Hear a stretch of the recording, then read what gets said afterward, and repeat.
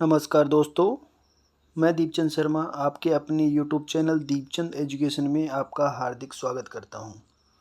दोस्तों, जो अपनी ओल्ड क्वेश्चन की सीरीज चल रही है आरपीएससी के जो विगत भर्ती परीक्षा में क्वेश्चन पुटअप किए गए हैं, उस सीरीज में आज का जो चैप्टर रहने वाला है वो है डेप्रिसिएशन और प्रोविज़न एंड रिजर्व्स।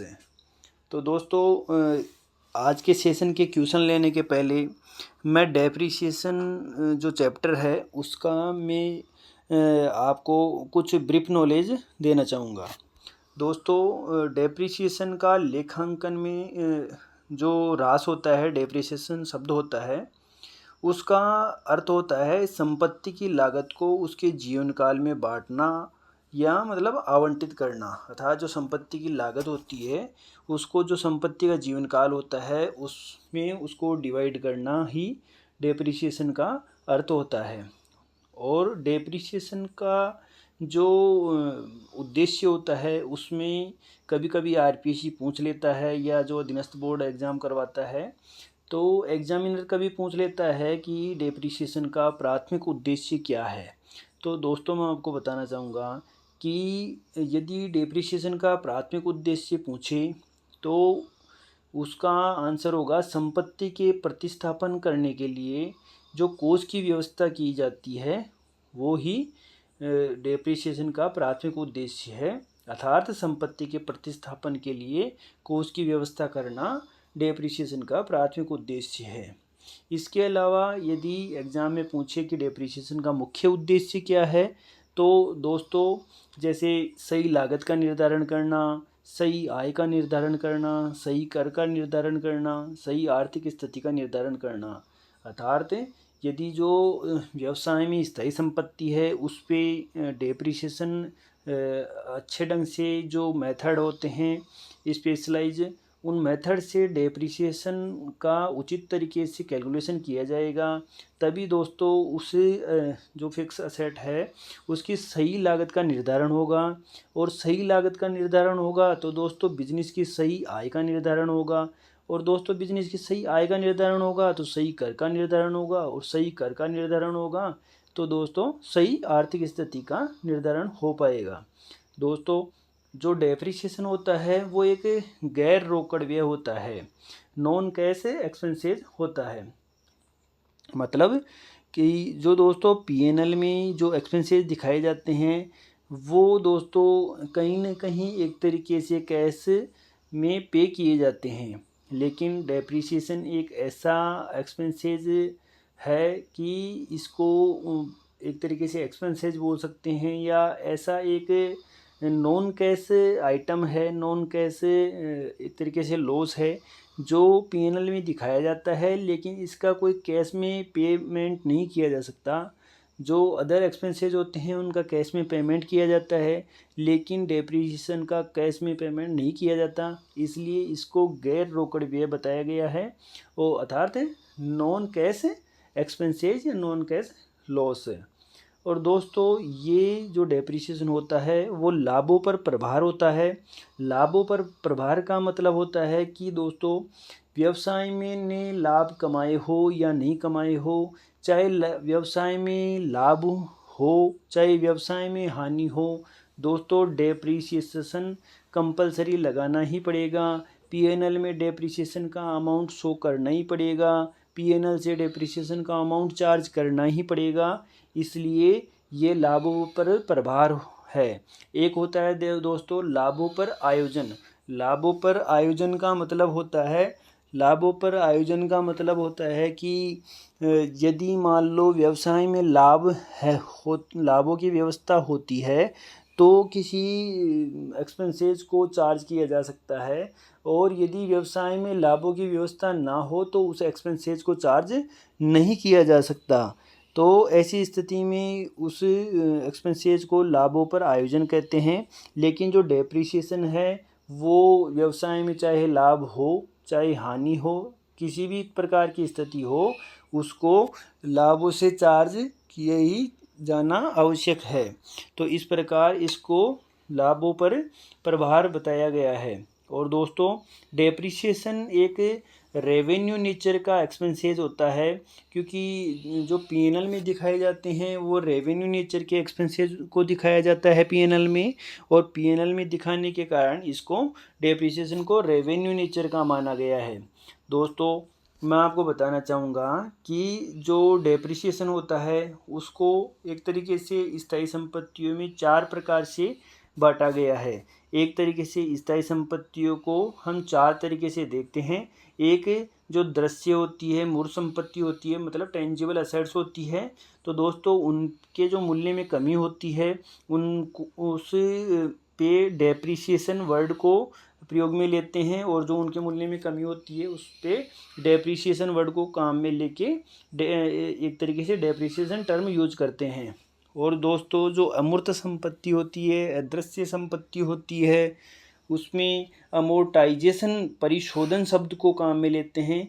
जो अमूर्त अदृश्य संपत्तियाँ होती है जैसे पेटेंट है, कॉपीराइट है, इस प्रकार की संपत्तियों पर जो उनके मूल्य में कमी होती है हर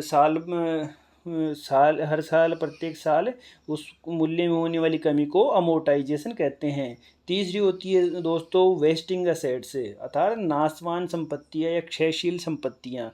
तो दोस्तों इसमें जैसे खान है, खदान है, तेल के क्षेत्र हैं, इनको कवर किया जाता है। और दोस्तों जो वेस्टिंग असेट्स होती है उन पे जो मूल्य में कमी आती है उसको दोस्तों डिप्लेशन कहते हैं एक तरीके से, अर्थात रिक्तीकरण कहते हैं। तो इस प्रकार दोस्तों, और जो चौथा प्रकार है दोस्तों उसको कहते हैं रीवैल्यूएशन मेथड।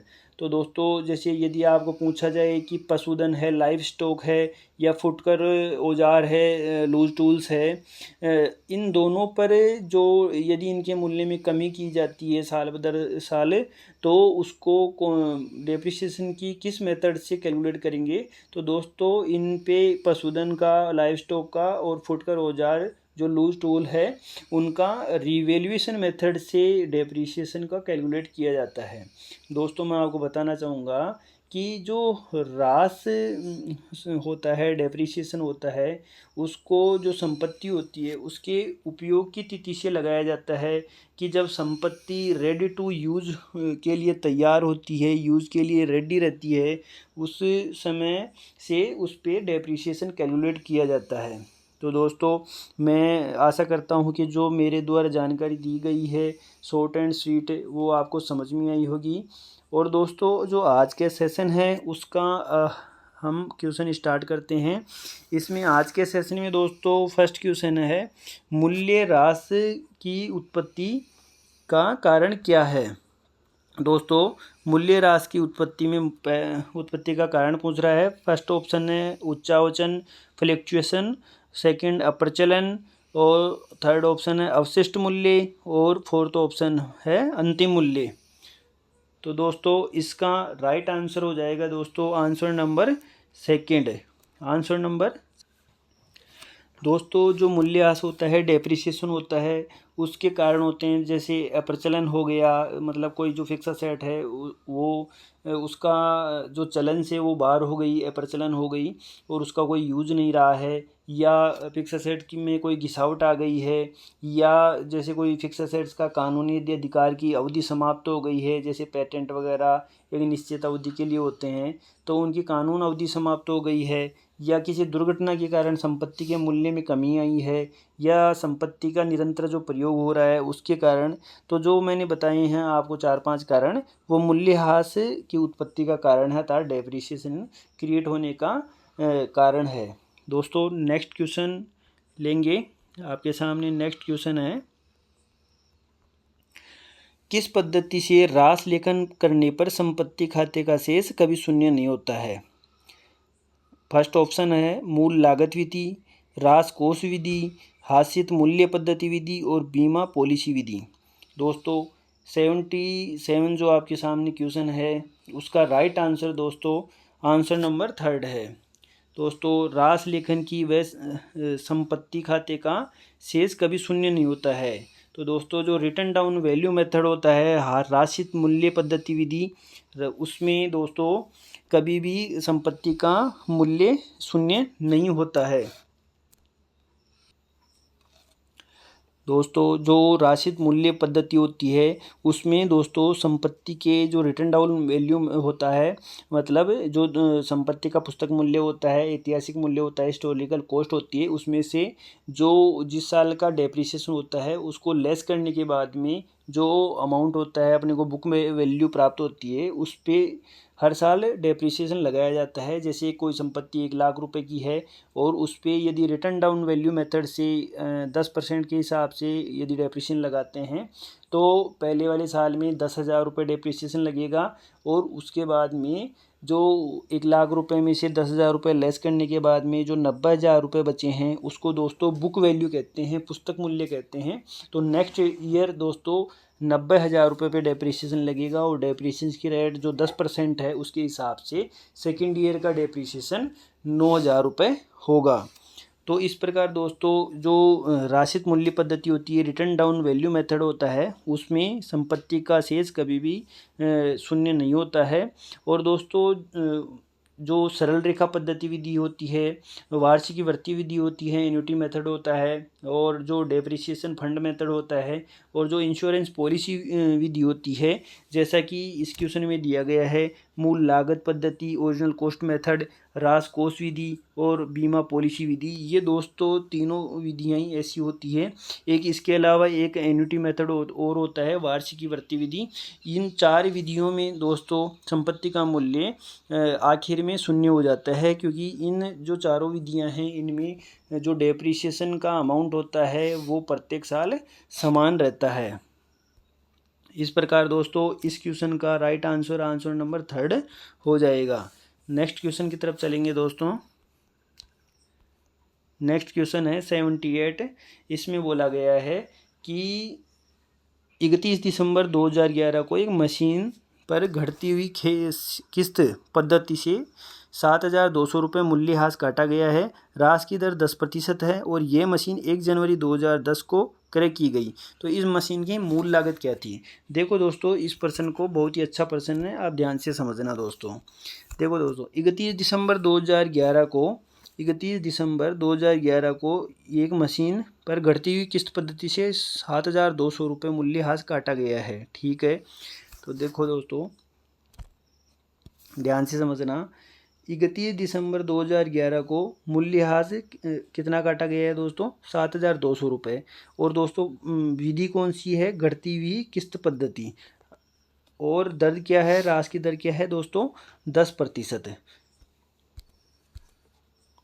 तो दोस्तों जो 7,200 रुपये एक तरीके से ह्रास काटा गया है, 7,200 रुपये जो ह्रास काटा गया है दोस्तों, वो एक तरीके से 10% है दोस्तों। 10% ह्रास काटा गया है। तो आप सोचिए 31 दिसंबर 2011 को एक तरीके से डेप्रिसिएशन जो लगाया गया है वो 7,200 रुपये है और ये 10% की दर से लगाया गया है, तो ये 10% है। तो दोस्तों 1 जनवरी 2011 को जो संपत्ति का मूल्य क्या था, उसका मूल लागत क्या थी, उसको निकालने के लिए 7,200 डिवाइड बाई 10 इंटू 100 कर देंगे। तो दोस्तों 1 जनवरी 2011 को अर्थात साल के शुरू में इसकी जो संपत्ति की वैल्यू है वो 72,000 रुपये निकल के आ जाएगी। तो दोस्तों 1 जनवरी 2011 को संपत्ति की जो अपनी संपत्ति है उसकी मूल लागत 72,000 रुपये हो गई है।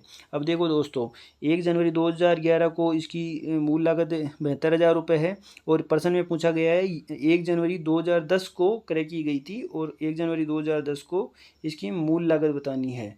तो दोस्तों 1 जनवरी, अब ये 1 जनवरी 2010 को क्रय की गई थी, तो 31 दिसंबर 2010 को भी डेप्रिसिएशन लगाया गया होगा और 31 दिसंबर 2010 को जो इसकी मूल लागत बची है वही नेक्स्ट ईयर 1 जनवरी 2011 को मूल लागत होती है।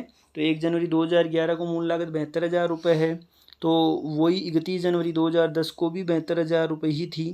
तो 72,000 रुपये यदि साल के अंत में है और 72,000 रुपये साल के अंत में है, वो डेप्रिसिएशन घटाने के बाद में है, डेप्रिसिएशन की रेट 10% है, तो दोस्तों जो 72,000 रुपये है एक तरीके से वो 90% है। तो दोस्तों इसका 100% निकालने के लिए 100 से गुना कर देंगे। तो दोस्तों 72,000 ये 72,000 है, जो एक तरीके से 90% है, क्योंकि इसमें से 10% डेप्रिसिएशन घटाया हुआ है। तो इसका जो साल के शुरू में मूल लागत होगी वो उसको निकालने के लिए गुणा 100 कर देंगे। तो दोस्तों इसकी वैल्यू 80,000 रुपये निकल के आ जाएगी। इस प्रकार दोस्तों इस क्वेश्चन का राइट आंसर 80,000 रुपये हो जाएगा, option number first. Next question की तरफ चलेंगे दोस्तों। खानों, तेल कुओं तथा खदानों के लिए मूल्यह्रास की सबसे उपयुक्त विधि है। दोस्तों अभी मैंने शुरू में ही आपको मैं बता रहा था कि दोस्तों जो एक होती है डेप्रिसिएशन मेथड होता है, एक तो अमोर्टाइजेशन होता है और एक डिप्लेशन होता है। तो दोस्तों जो मतलब क्षयशील संपत्तियाँ होती है, नाशवान प्रकृति की जो संपत्तियाँ होती है, वेस्टिंग असेट्स होती है दोस्तों, उन पर जो डेप्रिसिएशन का एक तरीके से अमाउंट जो कम किया जाता है उसको दोस्तों डिप्लेशन वर्ड के तहत लिया जाता है। एक तरीके से रिक्तीकरण होता है वो। और तो दोस्तों इस प्रकार खानों, तेल कुओं तथा खदानों के लिए जो मूल्यह्रास की सबसे उपयुक्त विधि एक तरीके से डिप्लेशन मेथड, जो कि ऑप्शन नंबर 4 में दिया गया है, रिक्तीकरण विधि होगा। तो दोस्तों इस क्वेश्चन का राइट आंसर ऑप्शन नंबर 4 होगा। सीधी रेखा पद्धति, घटता हुआ मूल्य विधि और वार्षिक वृद्धि विधि, दोस्तों ये इसका आंसर नहीं होगा। आंसर नंबर 4 इसका राइट आंसर होगा। नेक्स्ट क्वेश्चन लेंगे दोस्तों। नेक्स्ट क्वेश्चन है आपके सामने, किसी संपत्ति के मूल्य में कमी के संबंध में अपलिखित राशि कहलाती है। दोस्तों जब किसी संपत्ति के मूल्य में मान लो कमी होने की, मान लो किसी संपत्ति के मूल्य में जो कमी होती है उसकी व्यवस्था करने के लिए दोस्तों एक प्रोविज़न पहले से ही बना लिया जाता है कि जैसे मान लो डेप्रिसिएशन लगना है तो प्रोविज़न फॉर डेप्रिसिएशन पहले से क्रिएट कर लिया जाता है। तो इस प्रकार किसी संपत्ति के मूल्य में कमी के संबंध में अपलिखित की गई राशि क्या कहलाती है। तो दोस्तों फर्स्ट ऑप्शन है पूंजी संचय, कैपिटल रिजर्व, ये नहीं होगा दोस्तों। सेकंड ऑप्शन प्रावधान, इसका राइट आंसर दोस्तों सेकंड ऑप्शन होगा प्रावधान अर्थात प्रोविजन। अर्थात किसी संपत्ति के मूल्य में कमी, अर्थात जैसे डेप्रिसिएशन वगैरह लगाना है, संपत्ति के मूल्य में कमी करनी है, तो उस पे दोस्तों संपत्ति के मूल्य पे कमी करने के लिए प्रोविजन फॉर डेप्रिसिएशन पहले से ही बना लिया जाता है। तो एक तरीके से संपत्ति के मूल्य में कमी के लिए जो अपलिखित की गई राशि होती है उसको प्रोविजन कहते हैं। तो इसका right answer option number second हो जाएगा। नेक्स्ट क्वेश्चन की तरफ चलेंगे दोस्तों। नेक्स्ट क्वेश्चन आपके सामने है, एक संपत्ति का घटती हुई शेष पद्धति के आधार पर 10% वार्षिक की दर से 3 वर्ष का ह्रास लगाने के बाद में अपलिखित मूल्य 3,93,660 रुपये है। तो इसकी मूल कीमत क्या होगी। देखो दोस्तों ऐसे प्रश्नों में आपको विशेष ध्यान देने की ज़रूरत है। तो जैसे इस प्रश्न में बोला गया है कि 3 वर्ष का ह्रास लगाने के बाद में अपलिखित मूल्य रिटर्न डाउन वैल्यू 3,93,660 रुपये है। तो इसका मतलब है कि मतलब 3 साल का ह्रास डेप्रिसिएशन लगाया गया है। लेकिन दोस्तों कभी कभी किसी प्रश्न में ऐसे बोलता है कि तीसरे वर्ष के अंत में ये अपलिखित मूल्य है या ये मूल लागत है। तो आपको एक विशेष ध्यान देना है कि 3 वर्ष का ह्रास लगाया गया है या तीसरे वर्ष के अंत में जो वैल्यू है वो बताई गई है। तो दोस्तों इस प्रश्न में 3 वर्ष के लिए ह्रास लगाया गया है और जो 3 वर्ष के बाद में ह्रास लगाने के बाद में इसकी जो रिटर्न डाउन वैल्यू है वो 3,93,660 रुपये है। तो इसकी मूल लागत पूछ रहा है था 3 साल के पहले जो ये संपत्ति खरीदी गई थी उस टाइम इसकी मूल लागत कितनी थी। तो दोस्तों देखो इस प्रश्न को सोल्व करने के लिए दोस्तों जैसे 3,93,660 रुपये, ये 30 साल बाद में जो डेप्रिसिएशन लगाने के बाद में आखिर में जो वैल्यू बची हुई है वो है। तो दोस्तों 3 लाख ये इसकी दोस्तों जैसे 1 साल पहले की निकालने के लिए दोस्तों एक तरीके से 3,93,660 रुपये ये 90% अमाउंट है, क्योंकि 10% की दर से डेप्रिसिएशन लगाया जा रहा है। तो दोस्तों ये 90% है और 100% अपने को निकालना है। तो 100 डिवाइड बाई 90 कर देंगे। और दोस्तों कितने सालों का निकालना है, 3 सालों का निकालना है। तो इसी प्रकार दोस्तों 3 बार 100/90 और 100/90 कर देंगे। तो इस प्रकार 100/19 करने से 3 बार करने से 3 साल का दिया हुआ है, 3 बार करने से दोस्तों 3 साल के पहले शुरू में क्या इसकी वैल्यू थी वो निकल के आ जाएगी और इसका राइट आंसर 5,40,000 रुपये हो जाएगा। इस प्रकार इसका right answer option number second 5,40,000 रुपये हो जाएगा। नेक्स्ट क्वेश्चन की तरफ चलेंगे दोस्तों। निम्नलिखित संचयों में से कौन सा संचय पूंजीगत संचय नहीं है? देखो दोस्तों, पूंजीगत संचय एक तरीके से वे संचय होते हैं जिनको पूंजीगत लाभों में से बनाया जाता है, अर्थात ऐसे लाभ जो दिन प्रतिदिन की जो सामान्य एक्टिविटी होती है व्यवसाय की उनसे ना होकर मतलब पूंजीगत प्रकृति के होते हैं। उन लाभों में से पूंजीगत प्रकृति के लाभों में से बनाए गए संचय पूंजीगत संचय कहलाते हैं। जैसे किसी फिक्स एसेट्स को सेल करने पर प्रॉफिट हो जाना, संपत्तियों के पुनर्मूल्यांकन पर प्रॉफिट हो जाना, जैसे शेयर एंड डिबेंचर पर रिसीव होने वाला जो जैसे प्रीमियम पर शेयर जारी कर दिए, डिबेंचर जो प्रीमियम पर जारी करते हैं इशू करते हैं उन पे जो मिलने वाला प्रीमियम है वो एक तरीके से कैपिटल प्रॉफिट होता है। और जैसे डिबेंचर के रिडम्पशन पर प्रॉफिट होना, जैसे जो शेयर फॉरफिटेड होता है, शेयर फॉरफिटेड करने के बाद में जो हरण किए हुए अंश हैं तो उनमें जो शेयर फॉरफिटेड में जो अमाउंट है और उन अंशों को जैसे री इशू कर देते हैं तो री इशू करने के बाद में शेयर फॉरफिटेड में अकाउंट में बचा हुआ जो भाग है वो भी एक तरीके से कैपिटल प्रॉफिट होता है। तो दोस्तों कैपिटल प्रॉफिट से बनाया हुआ जो संचय होता है उसको कैपिटल रिजर्व कहते हैं। तो दोस्तों देखो फर्स्ट ऑप्शन है अंशों या ऋण पत्रों के निर्गमन पर प्रीमियम, बिल्कुल दोस्तों ये पूंजीगत संचयी है। समामेलन से पूर्व के लाभ, बिल्कुल दोस्तों समामेलन से पूर्व के लाभ भी कैपिटल रिजर्व के अंतर या कैपिटल प्रॉफिट के अंदर ही आते हैं। अंतिम स्कंद का कम मूल्य पर मूल्यांकन, तो दोस्तों अंतिम स्कंद का कम मूल्य पर मूल्यांकन ये दोस्तों एक तरीके से रेवेन्यू नेचर का है। और ये फोर्थ ऑप्शन है स्थायी संपत्ति को मूल लागत से अधिक पर बेचने का लाभ है। तो दोस्तों स्थायी संपत्ति जैसे कोई स्थायी संपत्ति है 1,00,000 रुपये की है और उसको 1,20,000 रुपये में हम बेचते हैं तो दोस्तों 20,000 रुपये एक तरीके से कैपिटल प्रॉफिट होता है। तो ऑप्शन नंबर फोर्थ में भी कैपिटल प्रॉफिट ही या कैपिटल रिजर्व ही दिखाया गया है। इस प्रकार दोस्तों इसका राइट आंसर 70। तो दोस्तों इस प्रकार 79 क्वेश्चन का right answer option number third हो जाएगा। अंतिम स्कंद का कम मूल्य पर मूल्यांकन ये दोस्तों पूंजीगत रिजर्व नहीं है। नेक्स्ट क्वेश्चन लेंगे दोस्तों।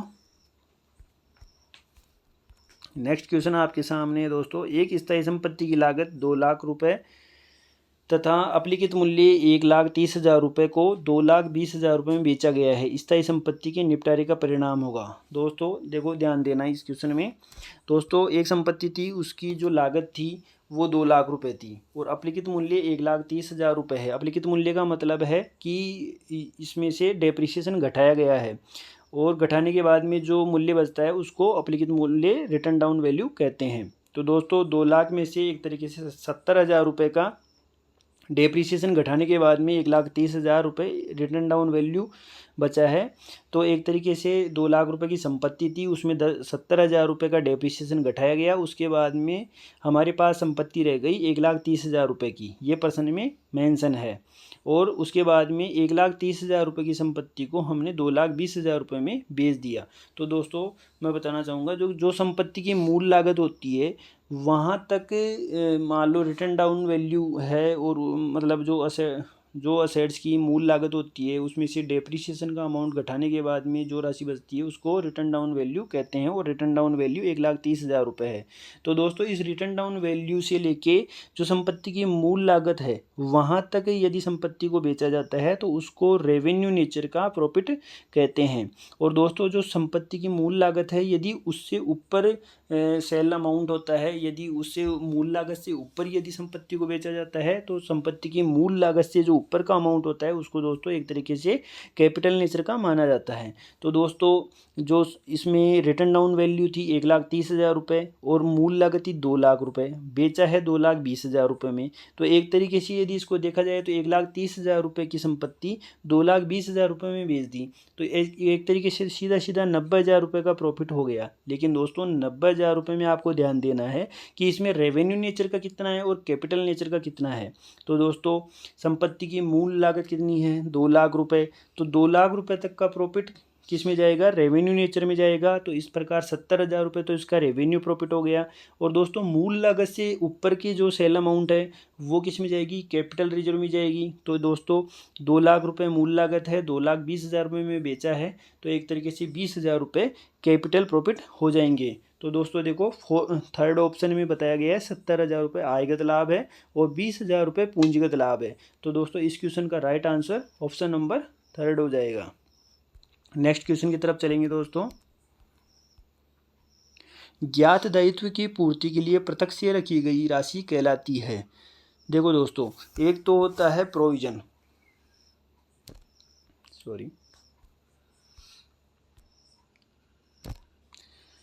एक होता है दोस्तों प्रोविजन,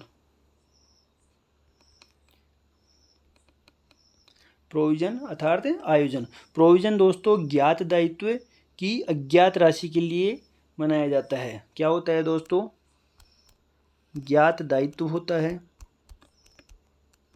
और अज्ञात राशि होती है उसकी।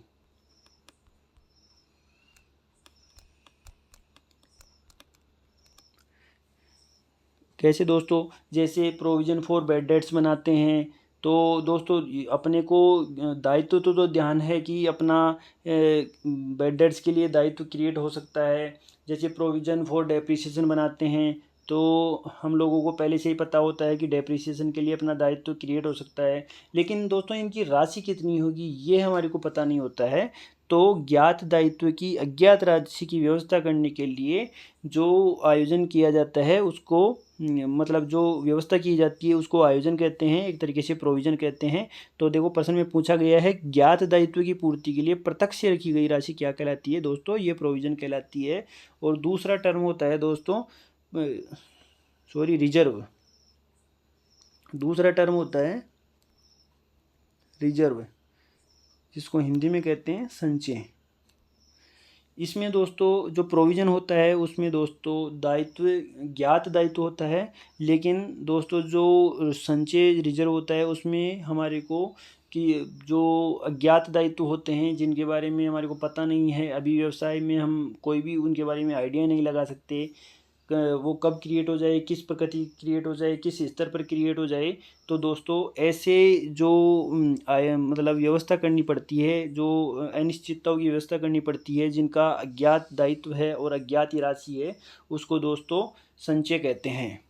तो दोस्तों इस क्वेश्चन का में ज्ञात दायित्व की पूर्ति के लिए पूछा गया है। तो ज्ञात दायित्व की पूर्ति के लिए जो व्यवस्था की जाती है, जो प्रत्यक्ष राशि रखी जाती है, उसको दोस्तों प्रोविजन या आयोजन कहते हैं। तो ऑप्शन नंबर 3 इसका राइट आंसर हो जाएगा। नेक्स्ट क्वेश्चन है दोस्तों, गुप्त संचय नहीं बनाया जा सकता। देखो दोस्तों गुप्त संचय नहीं बनाया जा सकता, इसमें दोस्तों ऑप्शन दिए गए हैं। गुप्त संचय दोस्तों वो होते हैं जो बैलेंस शीट में प्रदर्शित नहीं होते हैं। और गुप्त संचयों का निर्माण दोस्तों संपत्ति का मूल्य को कम करके और दायित्व के मूल्य को बढ़ाकर दिखाया जाता है। अर्थात क्या होता है दोस्तों, इसमें जो असेट्स होती है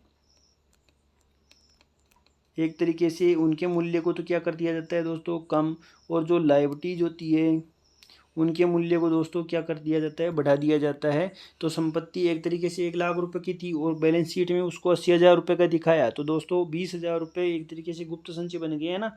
और दोस्तों जैसे लायबिलिटीज है 1 लाख रुपये की थी और बैलेंस शीट में 1,20,000 रुपये शो किए, तो लायबिलिटीज को बढ़ाकर दिखाए। तो जब को पेमेंट अपने को 1 लाख रुपये करना है, जबकि बैलेंस शीट में 1,20,000 रुपये कर दिए, तो 20,000 रुपये एक तरीके से गुप्त संचय हो गए। तो गुप्त संचय कैसे होते हैं, कैसे क्रिएट होते हैं, एसेट्स का मूल्य कम दिखा के और लायबिलिटीज का मूल्य ज़्यादा दिखा के जो संचय क्रिएट किए जाते हैं उनको गुप्त संचय कहते हैं। तो देखो दोस्तों इसमें पूछा है गुप्त संचय नहीं बनाया जा सकता, अर्थात गुप्त संचय 4 ऑप्शन में से कौन सा नहीं है। देखो दोस्तों स्टॉक का मूल्यांकन कम करके, अभी दोस्तों मैंने बताया कि संपत्ति का मूल्य कम करने से गुप्त संचय बनते हैं, तो स्टॉक का मूल्य कम किया गया है तो यहाँ पे गुप्त संचय बन जाएगा।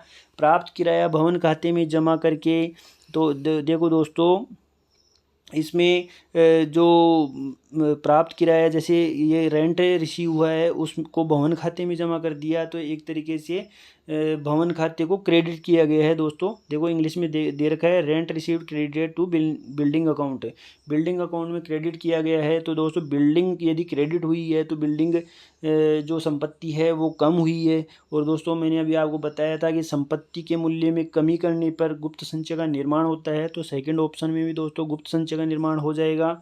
और दोस्तों थर्ड ऑप्शन में संपत्ति में वृद्धि के खर्च की गई राशि लाभ हानि खाते में चार्ज करके। देखो दोस्तों कोई संपत्ति में वृद्धि की गई थी, ये मान लो भाई 1,00,000 रुपए की संपत्ति थी, उसकी कार्यक्षमता वगैरह में बढ़ाने के लिए 20,000 रुपये और खर्च किए गए, तो वो संपत्ति दोस्तों 1,20,000 रुपये की होनी थी। लेकिन क्या किया, संपत्ति में 20,000 रुपये डेबिट ना करके हमने क्या किया, लाभ हानि खाते से उस 20,000 रुपये को चार्ज कर लिया।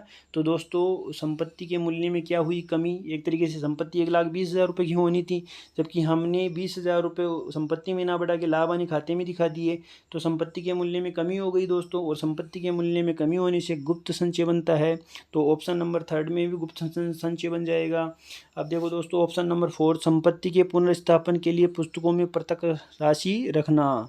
तो दोस्तों ये जो संपत्ति के पुनर्स्थापन के लिए पुस्तकों में प्रत्यक्ष राशि रखना, एक तरीके से दोस्तों संपत्ति के पुनर्स्थापन के लिए पुस्तकों में अलग से राशि रखना, मतलब जो संपत्ति के लिए व्यवस्था करने के लिए एक तरीके से अलग से राशि रख रहे हैं, अर्थात संपत्ति का मूल्य बढ़ा रहे हैं। तो दोस्तों संपत्ति के मूल्य बढ़ाने से गुप्त संचय निर्माण नहीं होता है, संपत्ति का मूल्य घटाने से गुप्त संचय का निर्माण होता है।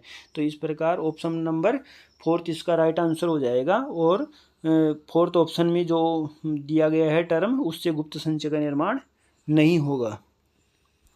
नेक्स्ट क्वेश्चन लेते हैं दोस्तों, और आज का लास्ट क्वेश्चन है, मूल्यह्रास की किस विधि में संपत्ति शून्य तक अपलिखित नहीं हो सकती।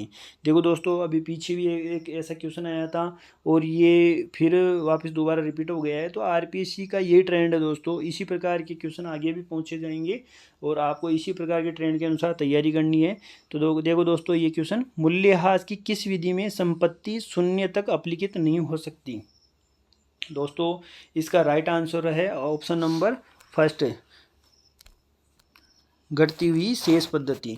देखो घटती हुई शेष पद्धति का मतलब होता है रिटर्न डाउन वैल्यू मेथड, क्रमागत शेष विधि। इसमें दोस्तों जो रिटर्न डाउन वैल्यू होती है, जो पुस्तक मूल्य में से डेप्रिसिएशन घटाने के बाद में जो पुस्तक मूल्य बचता है उस पर डेप्रिसिएशन लगाया जाता है। तो इस विधि में संपत्ति का मूल्य कभी भी शून्य नहीं होता है, जबकि समान किस्त विधि होती है और वार्षिक विधि है, पुनर्मूल्यांकन विधि है और एन्युटी मेथड है, डेप्रिसिएशन फंड मेथड है और पॉलिसी इंश्योरेंस पॉलिसी मेथड है। इन सब में दोस्तों हर साल डेप्रिसिएशन की समान राशि होती है।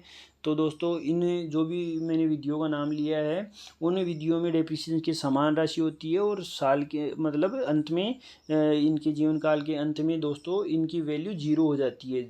लेकिन जो रिटर्न डाउन वैल्यू मेथड होता है, क्रमागत शेष पद्धति होती है, घटती हुई शेष पद्धति होती है, उसमें दोस्तों संपत्ति का मूल्य कभी भी शून्य नहीं होता है। तो इस प्रकार इस क्वेश्चन का right answer option number first हो जाएगा।